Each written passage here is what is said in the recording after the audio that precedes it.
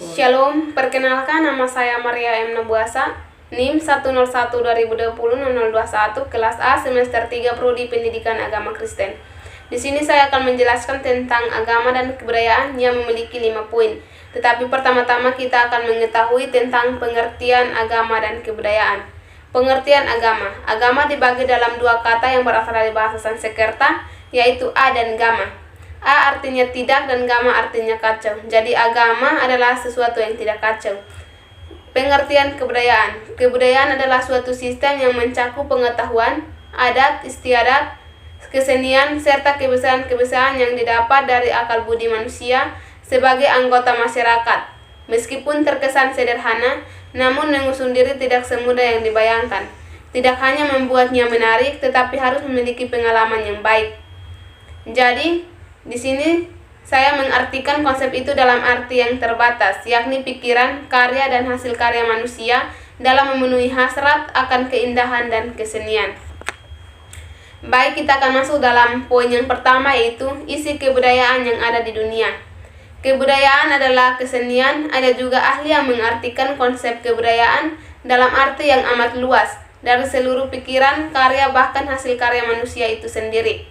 Karena itu, hanya bisa dicetuskan oleh manusia sesudah proses belajar. Konsep itu amat luas karena meliputi hampir seluruh aktivitas atau perbuatan manusia dalam kehidupannya. Ada hal-hal yang tidak termasuk kebudayaan, hanya beberapa refleks yang berdasarkan naluri, dan ada juga suatu perbuatan naluri seperti makan.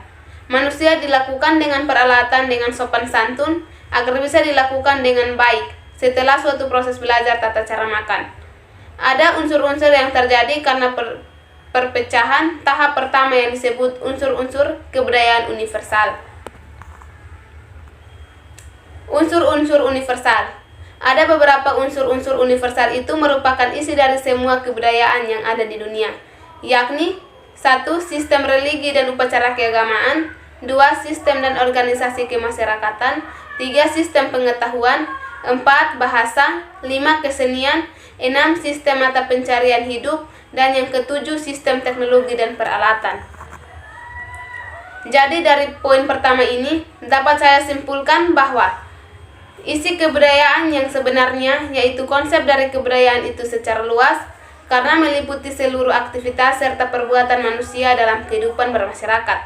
Dan dari situ juga kita dapat mengetahui berbagai unsur-unsur atau isi kebudayaan itu sendiri. Dan kebudayaan itu memang hanya mencakup kesenian untuk aktivitas pembinaan, seperti ilmu pengetahuan dan bahasa. Kebudayaan juga dapat dihubungkan dengan kesenian serta unsur-unsur lain dalam jaringan yang luas, tetapi berfokus pada kesenian. Kita masuk dalam poin yang kedua, yaitu bagaimana kebudayaan itu terwujud. Menurut saya, kebudayaan itu memiliki beberapa wujud, yakni sebagai berikut. Yang pertama, wujud kebudayaan sebagai suatu kompleks dari ide-ide gagasan. Wujud ini bersifat abstrak atau karya yang tidak bisa dilihat, diraba, bahkan difoto. Kebudayaan ide ini yaitu ada tata kelakuan secara singkatnya, yaitu khususnya dalam bentuk jamak, yang bersifat untuk mengatur dan memberi arah kepada perbuatan atau kelakuan manusia dalam kehidupan masyarakat. Fungsi kebudayaan ide dapat dipersempit lagi, yaitu ada yang terdiri dari beberapa lapisan, yakni lapisan yang paling abstrak, seperti sistem nilai budaya. Lapisan yang paling konkret, yaitu sistem norma-norma, adalah perbuatan yang ada dalam kehidupan masyarakat manusia, yaitu seperti sopan santun, merupakan lapisan adat istiadat yang paling konkret, tetapi ruang lingkupnya terbatas. Wujud yang kedua yaitu wujud kebudayaan sebagai suatu kompleks aktivitas kelakuan berpola dari manusia dalam masyarakat. Wujud kebudayaan yang disebut sistem sosial atau kelakuan berpola dari manusia itu sendiri, yang terdiri dari aktivitas-aktivitas manusia yang berinteraksi serta bergaul satu dengan yang lain atau individu dengan kelompok. Jadi dalam aktivitas manusia dalam masyarakat, sistem ini bersifat konteks yang terjadi di sekitar kita, yang bisa difoto, diobservasi, dan didokumentasi. Wujud yang ketiga yaitu wujud kebudayaan sebagai benda-benda hasil karya manusia. Wujud ketiga ini yaitu wujud kebudayaan fisik atau yang memerlukan banyak keterangan, yang merupakan total dari seluruh hasil fisik dan karya manusia dalam masyarakat. Jadi wujud tersebut bersifat konkret juga, yang berupa benda-benda yang dapat diraba, dilihat, bahkan difoto. Jadi kebudayaan fisik atau benda-benda hasilnya manusia atau suatu bangsa dapat digolongkan menurut tingkatnya yang dapat kita pakai, yaitu unsur-unsur kebudayaan yang terbesar. Dari poin kedua ini dapat saya simpulkan bahwa wujud dari kebudayaan dapat dalam kehidupan masyarakat tentu tidak terpisah dari satu dengan yang lain, dan dari wujud-wujud ini memberikan arah kepada perbuatan, kelakuan, pemikiran, dan karya manusia dalam kehidupan bermasyarakat yang menghasilkan benda-benda fisik, dan dari kebudayaan fisik dapat dibentuk suatu lingkungan hidup bermasyarakat yang makin lama makin menjauhkan manusia dari alamiahnya dan juga mempengaruhi pola-pola perbuatan dan cara berpikir manusia. Poin yang ketiga itu perbedaan antara adat, kebudayaan, dan peradaban. Kebudayaan berasal dari kata Sanskerta budhaya, yaitu bentuk jamak dari budi yang artinya budi dan akal. Sehingga kebudayaan dapat kita artikan sebagai hal-hal yang bersangkutan dengan budi dan akal. Dan kebudayaan itu juga merupakan suatu perkembangan dari majemuk. Budidaya yang artinya daya dari budi dan kekuatan dari akal. Kebudayaan adalah seluruh aktivitas dan karya manusia yang dapat dibiasakan dengan belajar serta seluruh dari hasil budi dan karya manusia.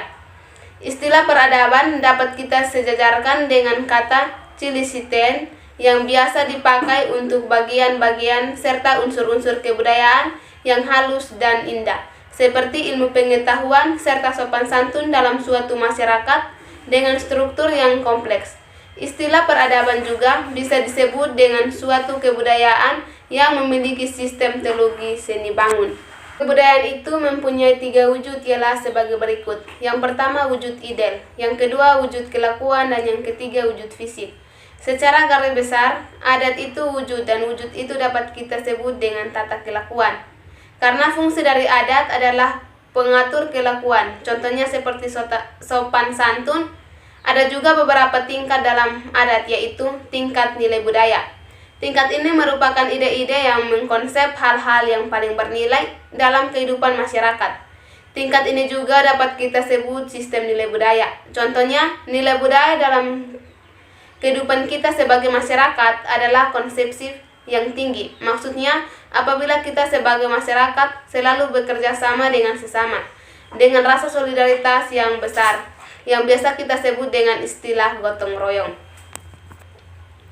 Yang kedua, tingkat norma-norma. Tingkat norma-norma itu adalah nilai budaya yang terkait dengan peranan-peranan manusia dalam kehidupan masyarakat.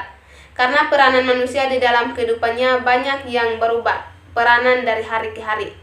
Contohnya, saat kita berperan sebagai orang atasan, saat kemudian kita juga bisa berubah menjadi orang bawahan. Yang ketiga, tingkat hukum. Hukum ini sudah jelas, baik hukum adat maupun hukum tertulis. Karena jumlah undang-undang hukum dalam suatu masyarakat sudah jauh lebih banyak daripada jumlah norma yang menjadi pedoman dalam kehidupan masyarakat. Yang keempat, tingkat aturan khusus. Aturan-aturan khusus yang mengatur aktivitas-aktivitas dan kelakuan sangat terbatas ruang lingkupnya dalam kehidupan masyarakat. Contohnya, peraturan lalu lintas atau aturan yang lebih khusus, yaitu sopan dan santun. Dari materi ketiga ini dapat saya simpulkan bahwa kebudayaan adalah seluruh aktivitas dan karya manusia yang dapat dibiasakan dengan belajar, serta seluruh dari hasil akal budi dan karya manusia dalam kehidupannya.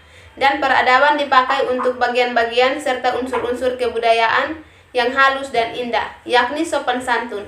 Karena adat adalah bagian dari ide kebudayaan dalam kehidupan masyarakat.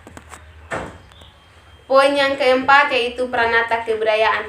Pranata atau instituen, kelakuan berpola pikir manusia dalam kehidupan fungsi khasnya dalam kebutuhan hidup manusia dalam masyarakatnya, suatu sistem aktivitas kelakuan berpola beserta komponen-komponen, yaitu suatu sistem norma dan tata kelakuan dan peralatan fisik dari kebudayaan, ditambah dengan manusia atau personal yang melaksanakan kelakuan berpola itu, adalah pengertian atau maksud dari pranata itu sendiri. Ada pranata yang berpusat pada suatu kelakuan berpola, yakni yang pertama sistem norma, yang kedua personal, dan yang ketiga peralatan fisik. Dari berbagai daftar-daftar buku pelajaran biasanya termasuk dalam buku-buku sosiologi, tetapi juga berbeda sifatnya. Jadi yang sebenarnya tidak ada daftar yang baku, hanya kalau kita lihat bahwa daftar-daftar itu ketika kita teliti dengan saksama, maka dari berbagai macam daftar dari pranata-pranata itu dapat digolongkan lagi sedemikian rupa agar jumlahnya dapat kita diperkecil lagi, yang bentuknya akan menyerupai daftar dari beberapa unsur kebudayaan, yang pastinya dalam tiap kebudayaan pranata-pranata dari kebudayaan dapat kita anggap sebagai suatu perincian. Ada begitu banyak pranata yang ada dalam kehidupan manusia, tetapi saya memilih 8 pranata yang ada dalam kehidupan atau kebutuhan manusia. Kita tahu bahwa ada banyak kebutuhan dalam kehidupan masyarakat atau manusia, tetapi di sini saya hanya mencantumkan 8 kebutuhan manusia sebagai ilustrasi. Pranata yang pertama yaitu pranata yang bertujuan memenuhi kebutuhan kehidupan kerabatan, contohnya pelamaran. Yang kedua, pranata yang bertujuan untuk memenuhi kebutuhan manusia untuk penceriaan hidup, contohnya pertanian dan peternakan. Yang ketiga, pranata yang bertujuan untuk memenuhi pendidikan manusia agar bisa menjadi anggota masyarakat yang berguna, contohnya pengasuhan kanak-kanak. Yang keempat, pranata bertujuan untuk memenuhi kebutuhan-kebutuhan ilmiah masyarakat. Yang kelima, pranata yang bertujuan untuk memenuhi kebutuhan manusia berupa rasa keindahan, contohnya seni suara.